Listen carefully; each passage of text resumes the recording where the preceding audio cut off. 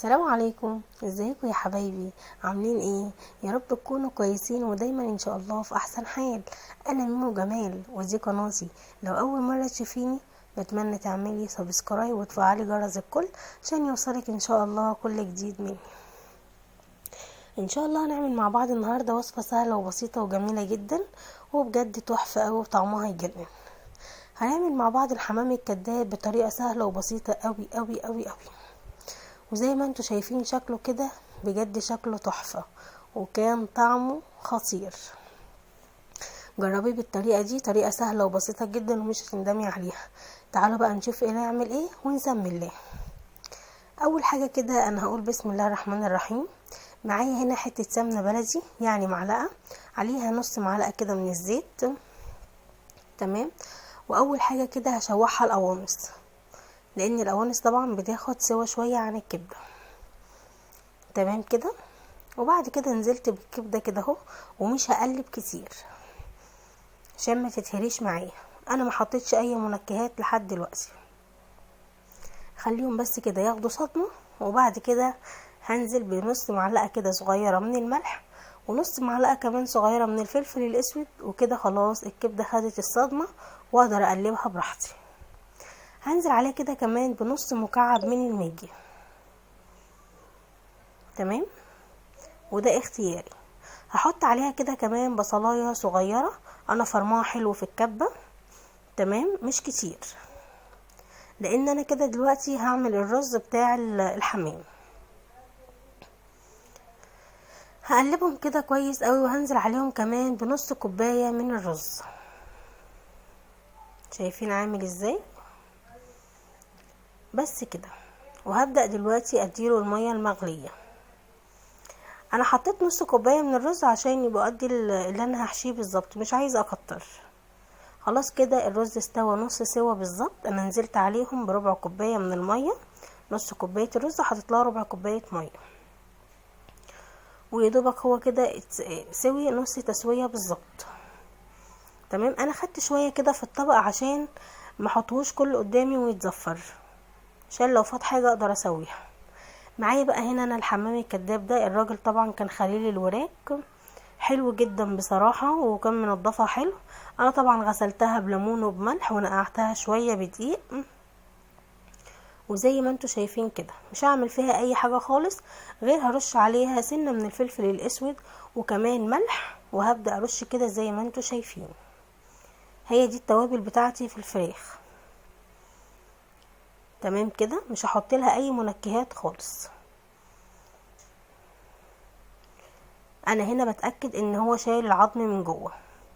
مش عايزة املى الورك كده هوت من الرز عشان خاطر ما يتكبس معايا، والرز كمان يستوي كويس.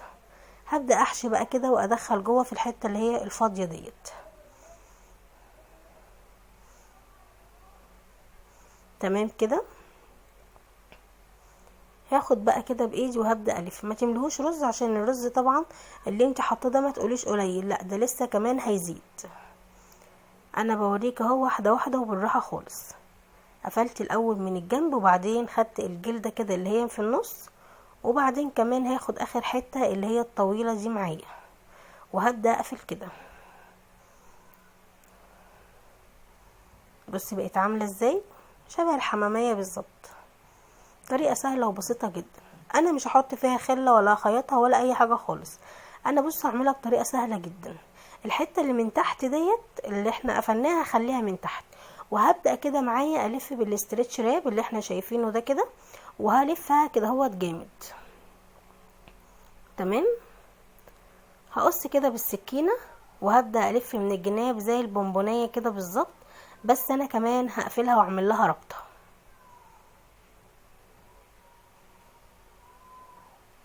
شايفه عامله ازاي؟ اهم حاجه لو فيها هواء طلعيها.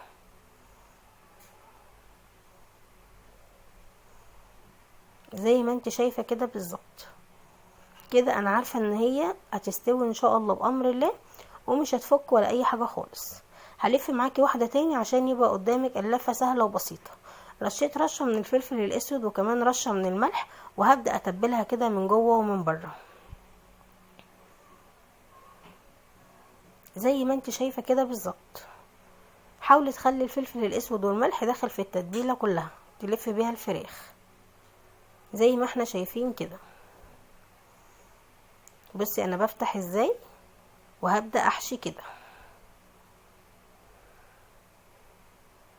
تمام كده، طريقته سهلة جدا جدا، ما فيهاش اي تصعبات خالص.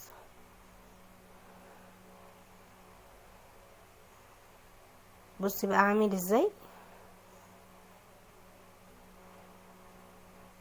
هبدأ بقى اخد كده اهوت من على الجنب، الحتة اللي على الجنب، وهبدأ اقفل كده بالراحة.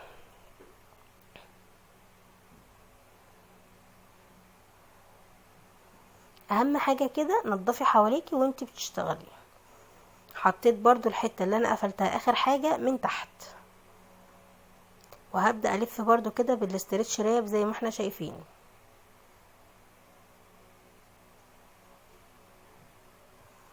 بصي عاملة ازاي. بعد كده بقى عندي ورق فويل كده اهوت، وهبدأ الفها برضو بيها كده اهو زي ما احنا شايفين، وهقفل عليها حلو قوي من الجنبين. انا عملت التلاتة اللي معايا همت، انا ما كنتش عاملة كتير يعني، ده هما 3 بس. معايا ميه بقى بتغلي هي على النار، ما حطيتلاش اي منكهات خالص، لان طبعا كده كده الميه ديت مش هتخش جوه عند الفراخ. تمام. وغير كده وكده كمان انا مش هستعملها، عشان طبعا ورق الفوين ده احنا عارفين اللي هو مضر، فانا اول ما يستوي هرميهم على طول. هعمل دلوقتي الرز بقى. انا حطيت معلقه كده من السمنه البلدي، وكمان حطيت شويه من الزيت صغيرين، ونزلت بكركم وكاري من كل حاجه نص معلقه، ومع نص معلقه كمون وحبه فلفل اسود، وكمان هحط ماجي، نص مكعب ماجي كده. واخلي التوابل دي كلها اشم ريحتها في الزيت والسمنه. طبعا مش هسيبها خالص يعني، انا مجرد ما اشم ريحتها على طول نزلت بالرز، وهقلبهم كده زي ما احنا شايفين. طبعا لون الرز بيطلع اصفر منك، بيرجع للتوابل حسب ان هي حلوه او وحشه. تمام. حطيت لها بقى كده اهوت الميه اللي هو المعيار بتاعها زي ما احنا شايفين، وهغطي عليهم. هوطي بقى كده النار وخلاص.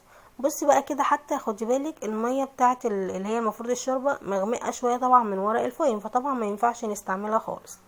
هو كده قعد معايا بالظبط نص ساعه على النار. تمام. وطفيت عليه، وهبدا بقى اشيله كده اهوت واصفيه. عايزه اقولك في الوقت دوت كان سخن معايا جدا جدا جدا، يعني لسعني في ايدي، فاستني عليه لما يبرد شويه.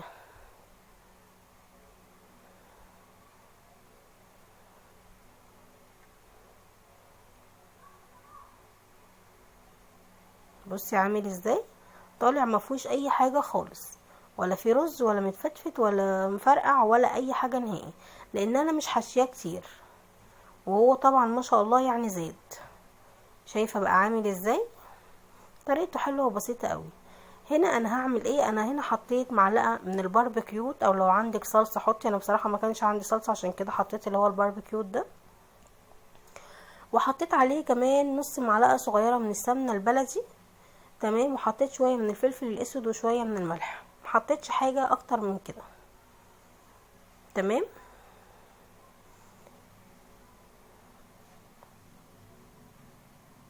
طبعا انت ممكن تبدلي بالصلصه، مفيش مشكله نهائي.